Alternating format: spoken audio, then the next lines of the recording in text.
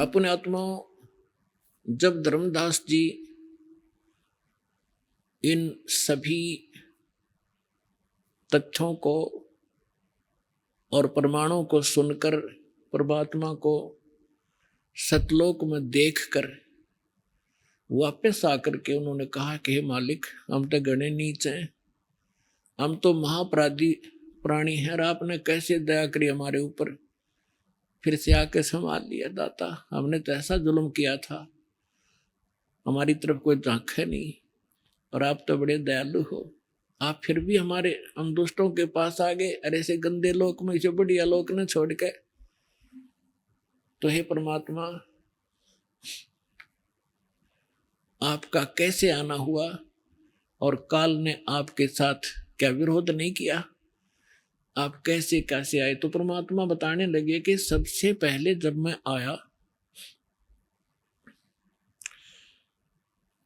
यहां हाहाकार मच गया, ये मेरी आत्मा है सारी। अब माता पिता के बालक कोई बिगड़ जाए, वो कितनी गलती कर रहा है और फिर वो दुख होता है उसको, कहीं जेल में पड़ जाए या कोई और किसी भयंकर स्थिति से गुजर रहा हो, तो माता पिता भी साथ दुखी होते हैं। इसी प्रकार परमात्मा हमारे दुखों को देखकर महादुखी हुए और वहां से यहाँ आए हमें ये समझाने के लिए कि तुम गलत स्थान पर आए हो, ये लोग ठीक नहीं, तुम यहाँ के वासी नहीं हो, और जिस सुख को तुम यहाँ खोज रहे हो, संपत्ति और संतान, कार और कोठियों में, स्वर्ग, इस काल के स्वर्ग में, महास्वर्ग में, ये सुख नहीं है यहाँ पर। तो सबसे पहले परमात्मा ने बताया कि मैं वहां खड़ा हो गया आकर जहां ये काल 1,00,000 मानव शरीरधारी प्राणियों के सूक्ष्म शरीर को भूनता है, उसमें से गंध निकालता है, और ये जीव, ये ऊपर का कवर तो यहाँ रह जाता है, हम इसके अंतिम संस्कार में लगे रहते हैं, 100 क्रियाएं फंड करवाते हैं ये नकली, और जीव वहां पर दुर्गति को प्राप्त हो रहा होता है जो सत साधना नहीं करके जाता, तपस्या पर भूनने जाते हैं, वहां चटक मटक जीव होते हैं, हाहाकार मच जाती है, मरते नहीं सूक्ष्म शरीर में पर पीड़ा घनी होती है। उस दुख को देखकर परमात्मा अपने पुत्र जोगजीत के रूप में, कभी सहज दास के रूप में, कभी ज्ञानी के रूप में आते रहे हैं। तो वहां जोगजीत के रूप में वहां आए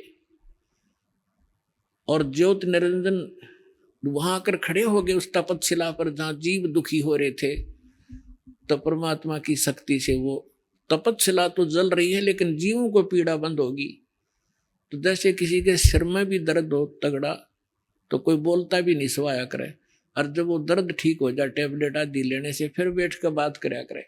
तो पहले वो बुरी तरह तड़फ रहे थे, हाहाकार माज रही थी, जब एकदम शीतल हो गए और ऐसे बैठकर देखा सामने चांद सा चेहरा उस परम पिता का, सुंदर मुखड़ा देखकर वो बड़े खुशी हुए और शीतलता महसूस हुई।